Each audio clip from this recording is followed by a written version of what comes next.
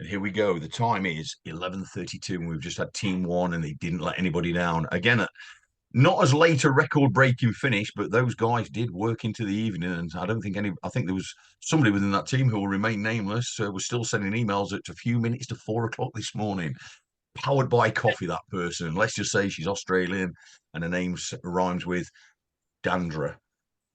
So that was pathetic. I don't care. Right. Okay. So now we're going into team two. And as you can see, team two have called themselves Badger Construction. It's a long story, YouTubers, but I haven't got time to get into it. The date is the 24th of March, 2023. And David is project manager and he's going to start off proceedings. So, David, let me hand over to you. Good luck, my friend. Thank you. Good morning. My name is David Milner. And I'm the Senior Project Manager and your point of contact at Badger Construction. I'd firstly like to thank you for awarding us the contract to demolish the existing building ready for the future works. We look forward to working with you collaboratively to achieve our common goal, which is to deliver this project on time, on budget, and most importantly, safely. So joining me today as part of the team is Dean. Dean's our lead site manager. Dean is experienced in large-scale complex demolition projects and has worked across the globe. I'm also lucky enough to have brought to me from my last project, Morgan, Pete, Jamie and Martin, who have all worked together for over 20 years now within our business. Pete has also been with us longer than anyone, and the rumour is the business is named after him. I'd like to very quickly run you through the basic phasings which we put forward as part of our tender process before we go into a bit more detail. Our first phase is the installation of the boundary fence. Then we will remove the hedge to allow better access onto the site. We will then set up the office and welfare facilities along with traffic management and pedestrian routes. The second phase will be removing the Japanese knotweed to the south of the site. And we will then move on to phase three, the meaty section, where we start the demolition of the two-storey building and the removal of the contaminated land, utilising mechanical demolition plant and equipment. As per your requirements, the work will be completed within the 12-month period in preparation for the future phases. So I'd quickly like to go through now the permissions and notifications we have in place. We've already successfully agreed the access route through the office car park, subject to us resurfacing the car park upon completion of the works, and having two gatehouses in control of the traffic entering and exiting site across the car park.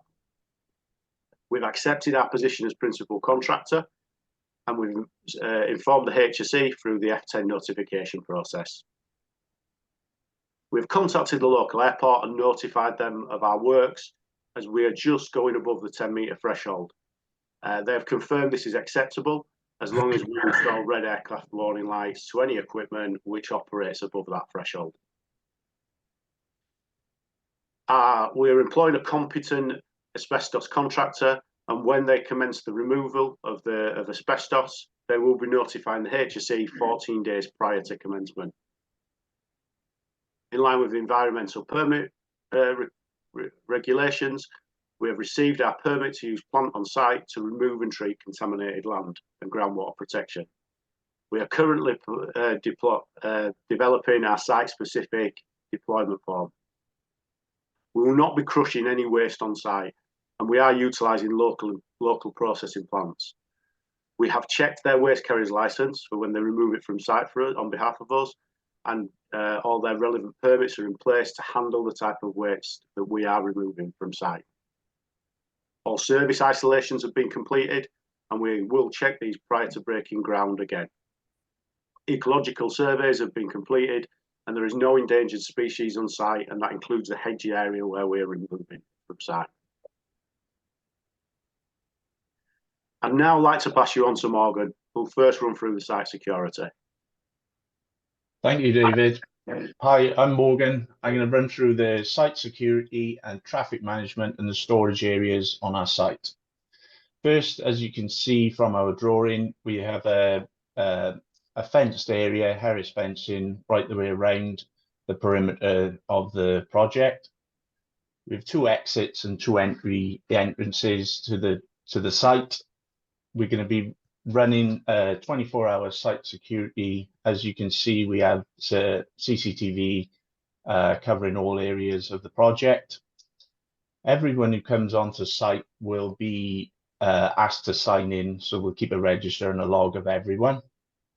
We'll have lockers on site for contractors and any materials, etc. We will not tolerate theft on the site, and any information that is collected, data, will be stored and protected in the office.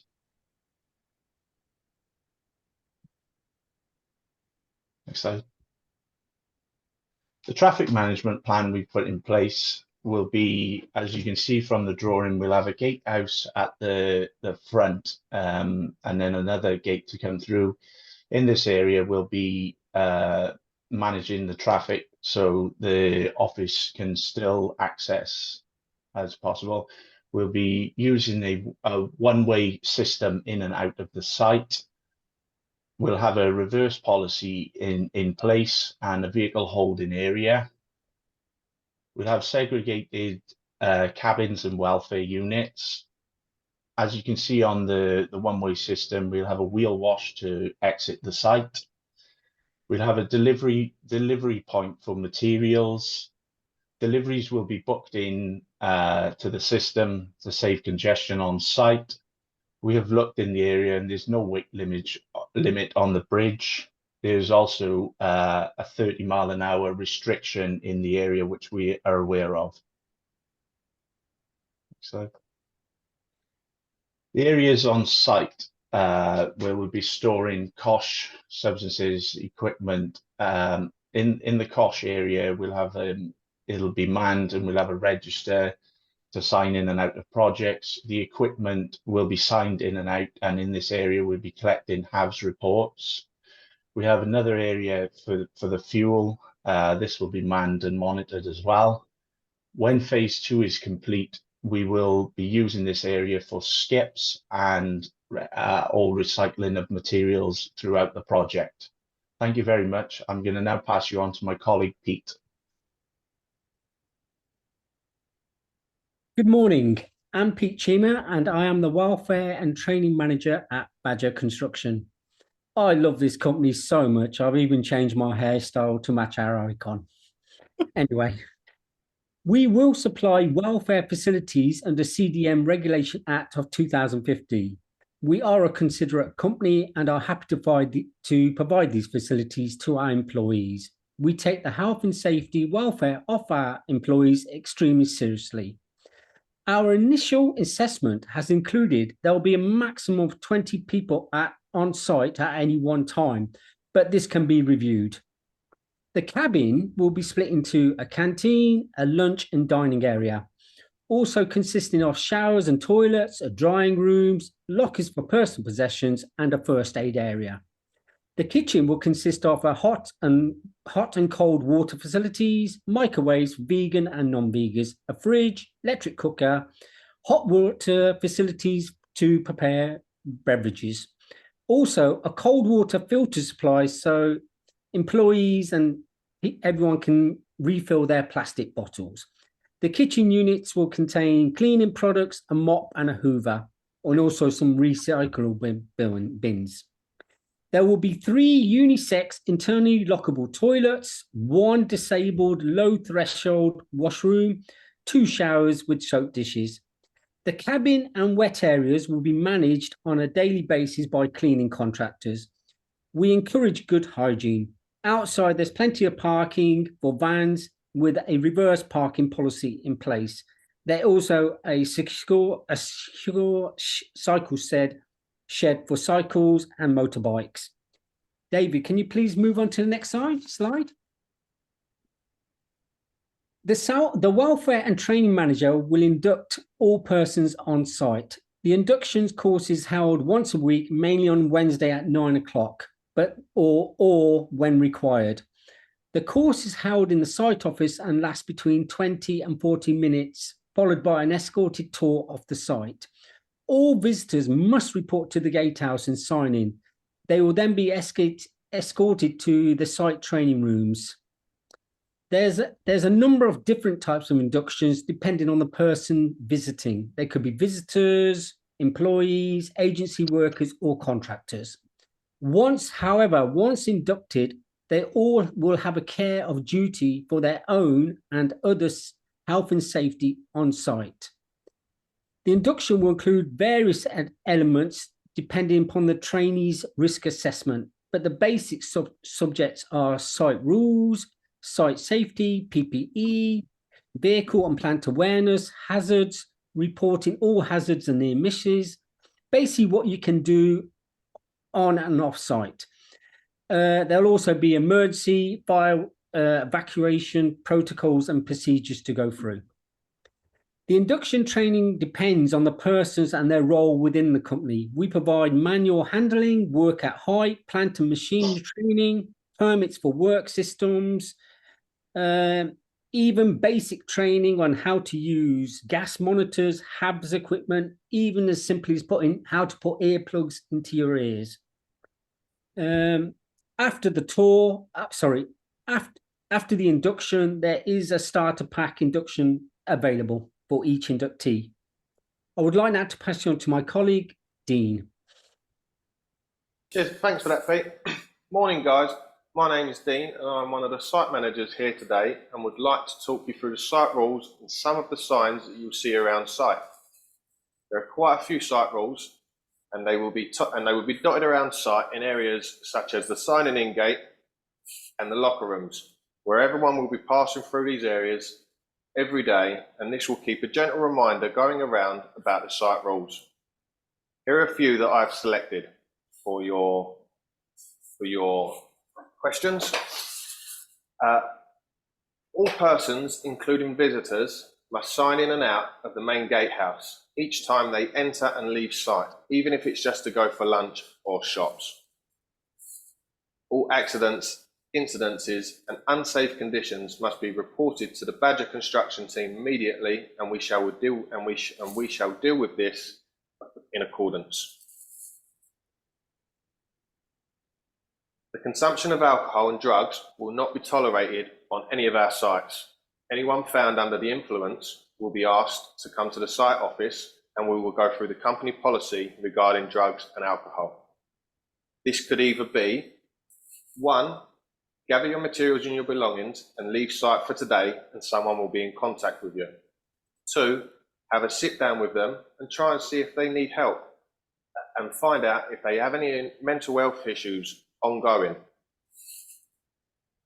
4. All persons entering site must hold a valid SMSTS training card or skills card, i.e. labourer, plant operator, skilled worker or site trainee. 5. We've got disciplinary procedures for environmental related breaches will consist of verbal, written warnings, and serious breach could mean instant removal from site. I would like to now show you some of the signs that we will ask all operatives to pay close attention to whilst working on our site. We have a lot of different elements going on, as you're aware. We have asbestos, Japanese knotweed, and contaminated grounds. We do not want the wrong person walking into the wrong area without the correct training. Where the controlled zones are, please pay close attention to the following signs. Warning of asbestos and controlled and contaminated land. There is a 6 mph speed limit. This will be shown around site, and this must be adhered to at all times to try and keep employees and staff safe. I'd now like to pass you on to Martin Rogers. Thank you, Dean. Good morning, everybody. My name is Martin Rogers, and I'm a site supervisor on the project and will be your point of contact for environmental and emergency planning issues. We have already submitted to you our safe systems of work, which covers our 5 steps to achieving a safe system of working, which are: assess the task, identify the hazards, define the method, implement the system, and monitor the system. Our safe system of work will be achieved with, but not limited to, the following: risk assessments, method statements, permits to work, a site register, communicating with our subcontractors, which will be key in delivering this project to our very high standards. In our goal to achieve a safe system of work, we'll closely monitor the reporting of accidents with 3-tier incident and accident procedures. Tier 1, minor accidents to employees with first aid treatment administered and details of any accidents entered into our site accident book and the employee's welfare monitored. Tier 2, minor accidents to others, where we'll replicate our role with the on-site employees, but in this instance with visitors to site such as delivery drivers. And finally, Tier 3, major injuries. This is including Tier 1 and Tier 2 that develop into Tier 3 major injuries, which are all reportable to RIDDOR.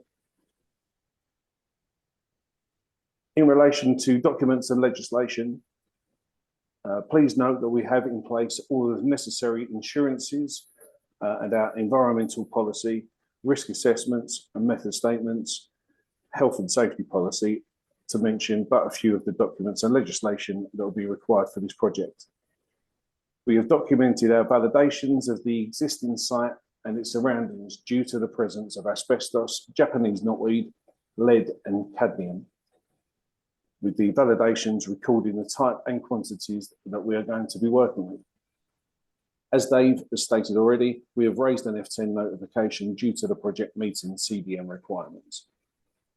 All documents and legislation will be stored within the main site office for referral purposes on site, as well as being in a V4P viewpoint for projects, which is a document management system designed to simplify project documentation and allow access to vital stored documents and legislation from anywhere off-site, and keeps all documentation safe in the event of anything happening to the on-site versions. Please see our environmental plan to be viewed in tandem with our environmental policy.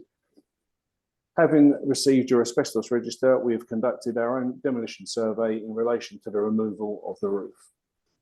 The removal of the asbestos will be carried out by a licensed contractor in keeping with the Asbestos at Work Regulations 2012.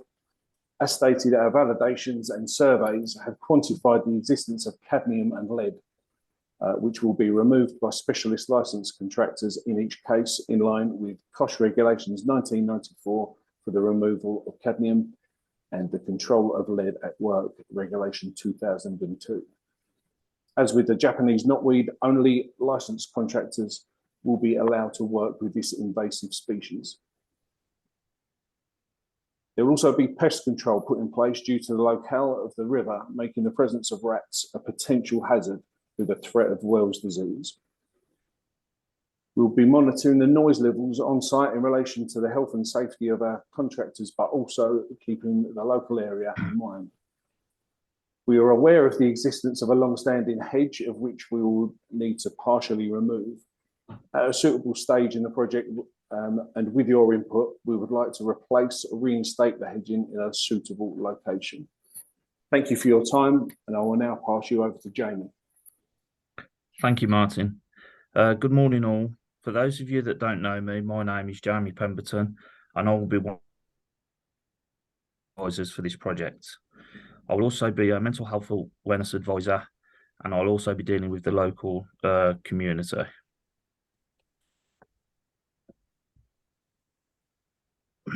Please feel free to help yourself to any tea, coffee, or refreshments that are available. I do recognise a few of your faces from the previous meetings we've had. Desi, it's good to see you again. Sheikah, I'm glad you managed to make it, as I know you was 50-50 if you could be here today. That's because of the biscuits, Jamie. Tuck in. Personally, I've been in the constructions industry since I left school, and I'm passionate about all types of construction, and I'm really looking forward to working on this project. With regards to the emergency procedures, This section is very important, and we need to go through this in some detail, just in case the event of a fire or an accident on site. If a fire should occur, then please raise the alarm at your nearest call points as you exit the building. You'll be able to see on the plan on screen that there is several call points dotted around, and also there's fire exit routes. As you can see with regards to the fire exit routes, upon evacuation, please follow the pedestrian routes which are outlined on the plan. These are marked out in green, green arrows and green border. And this will guide you to the muster point, which is on the car park in the adjacent offices, which has already been agreed that we're allowed to use this as our designated muster point. We will then have emergency and temporary lighting dotted around the site. So should there be a power failure, we'll have the emergency lighting to back up so that you can exit the site safely. Also detailed on the site plan, we have the gatehouse. And as mentioned earlier from Dean and Morgan, it is essential that all contractors and visitors sign in. In the event of an evacuation, this information will be to hand to the senior fire marshal. The senior fire marshal for this site will be Morgan, but all of our site managers are fire marshals. So should you have any concerns, please raise it with either one of us. Every Friday as well, we will carry out a fire alarm evacuation test. And at the end of this test, we would also like to have some feedback. And I know that David is very keen on putting his hand in his pocket to buy people breakfast or other gifts, depending on how good the feedback is. Next slide, please. Also, whilst we're on about the emergency evacuation, there are also a number of other evacuation procedures that may take place. This is chemical spills, floods, hurricanes and tornadoes, explosions, electrocution, extended power loss, poisoning, toxic gas releases, structure failures, radiological accidents, and respiratory threats from silica. We also have a five-point risk assessment that is carried out for every project that we do, and these are displayed prominently throughout the site, especially in the site induction, canteen, and office areas. On these posters, there will be action plans to take in the event of a fire, instructions for calling the fire and rescue services, and the location of the nearest fire assembly or muster point, which we've already mentioned will be in the car park next door. Also below, you can see there is a list of fire extinguishers. These was also detailed on the site plan. These will be dotted around based on materials or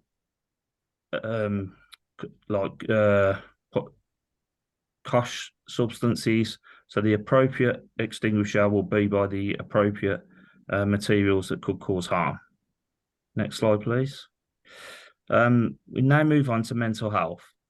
Badger Construction recognises that excessive pressures can have a negative effect on mental health and the performance at work.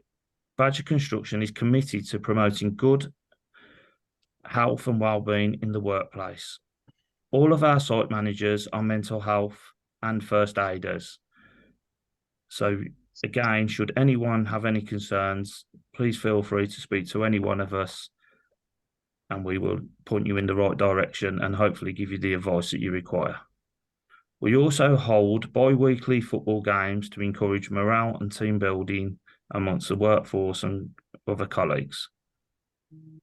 Every month, we also have a guest speaker to come in to talk about mental health via a toolbox talk, as we feel mental health is massively on the rise due to the current climate and pressures of today's society. There's also posters, helplines, and leaflets dotted around, especially in the canteens and office areas, some of which you can see on the screen. Next slide, please. Also, with regards to the local environment, we're a considerate constructor. This is not a governing body that we're enforced to join up to, but it's something we take pride in being part of. What is a considerate contractor? For those of you who have not heard of this, it is about respecting the community, caring for the environment, and valuing the workforce. We also want to give back to the local community by employing local labour where possible. Also, we will have several days throughout the project where we will allow local schools and children to visit to give them an insight into the industry.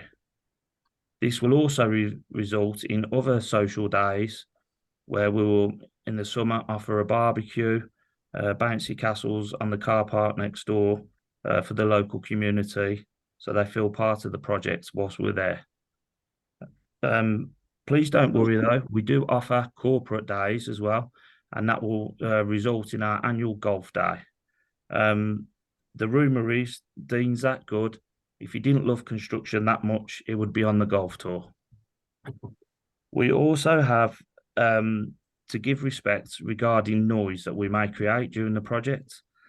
This was obviously picked up earlier, that we follow every precaution possible not to create noise, but where this is no way of avoiding, then we will distribute leaflets and contact the community to discuss the best times that we can carry out these works to minimise the disruption.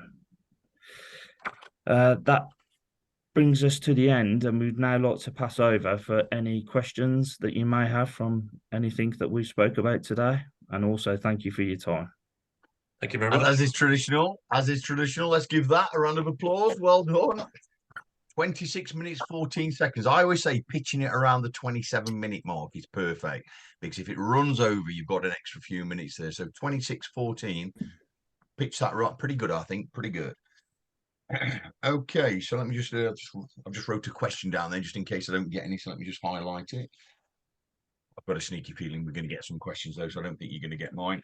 And okay, let's go to a blank piece of paper. So, okay, so can I open up for the first question then, please? Yeah, can I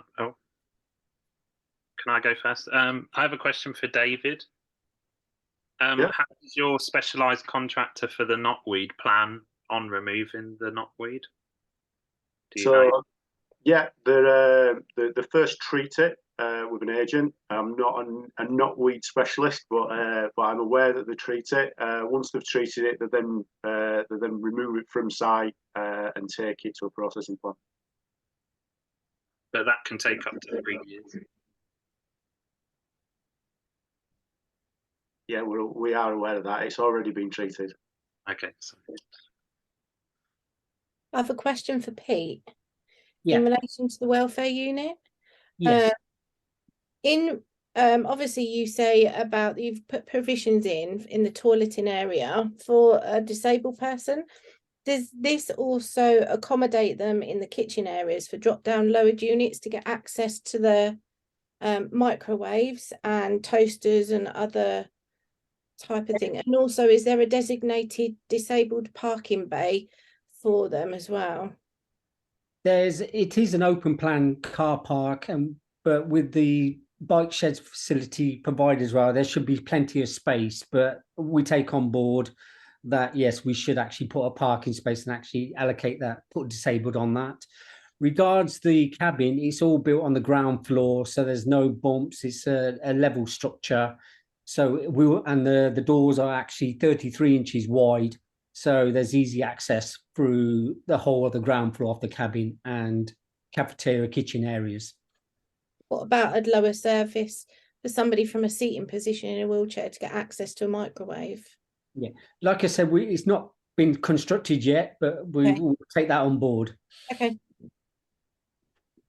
Good question, Dee. Sorry, guys, just to Morgan and David, if you can. Yeah. regarding the, sorry, Dave, just regarding the, when you said about this 2 metre Harris fencing, and because of the surrounding area where you've got obviously the water, the stream, but then there's a cafe, obviously I'm looking at the plan, to the left. Is any special fencing or anything to keep the dust down on there while the demo's been going on? So it's not. It's a wooden. It's got a wooden covering on it as the fencing, so it's a wood fencing with an arris behind it. So there's a physical barrier, so you won't be able to see into the site. It assists. Yeah. Right. Oh no, it's just sorry, it's just for the dust to get blown on because where that cafe is and around the areas. I didn't know if there was something there or you was actually putting some water suppression on while you're doing the demo or something for that. So there will be suppression put in place. We need to do that to meet regulations. So there will definitely be. We can assure you that there will be suppression put in place when we're operating machinery. All right, okay. I have a question here for Morgan, please. One of the site plans I saw an asbestos skip or a hazardous skip, and it said, for example, asbestos. Obviously great that you guys are organising to remove all the asbestos. We're pleased about that. Just wondering if you could take me through how that's going to be removed and then take it to the site. So we'll have licensed contractors on site. Anything that's removed, they'll be taken away and disposed of correctly, and we'll have that reported as well back from the licensed contractor who's removing it. Anything that's stored will be stored away and locked away, and all procedures will be followed. Okay, great, thanks. I'm just going to again, Morgan. Sorry, just not to keep pestering you. Just wondering about the checks for the PPE. Just how often they're going to be obviously getting changed for the staff that's dealing with all that. Obviously, because of all the dust that's getting created on them and what they're going to actually be wearing while they're doing that. I know it's job specific, but just how often that's going to get changed. Yeah, so basically we'll have an area where contractors can go and pick their PPE up. We'll ask all contractors to review and check their PPE daily, and they'll have access at all times on site. If anything fails, then they can go and replace it straight away. Right. So like if it's wearing a dust mask or like a proper, from that side of it. So okay. Yeah. So there'll be an area where they can go and replace this and at any times on site when the site is operating. All right. Thank you. Thank you. David, I have a question for you, if that's okay. Yeah. I just noticed with the existing offices, obviously you've got your site parking, which is great, thank you. There's the office parking on the outside of your site. I just wondered how your site managers are going to manage contractors not using that as an overflow, because we've already had concerns expressed from the existing neighbours. So we've put more. We have addressed that concern already. So what we've done is there's two. I'm not sure if you noticed on the plan there is two gatehouses. There's one to get into their car park, which is what we've agreed with already with the owners of the building, and a second one that allows it into our site, so we are controlling both the car parks. If anybody comes who's attending the site, they will be told that they need to park on the go to the next gate and continue through. If they don't adhere to that, we will go speak to them and remove them from site. The car park has been more than adequately sized, so we expect a peak of about 20, and we have 30 spaces inside. We'll also be liaising with the people in the office regularly to make sure they're happy with the process and the traffic coming in and out of the site. Okay, good to hear. Thank you. And that is well over 5 minutes. So well done, guys. Final round of applause. It's over. You've done it. You've made it. Right, let me just stop the recording before you say anything on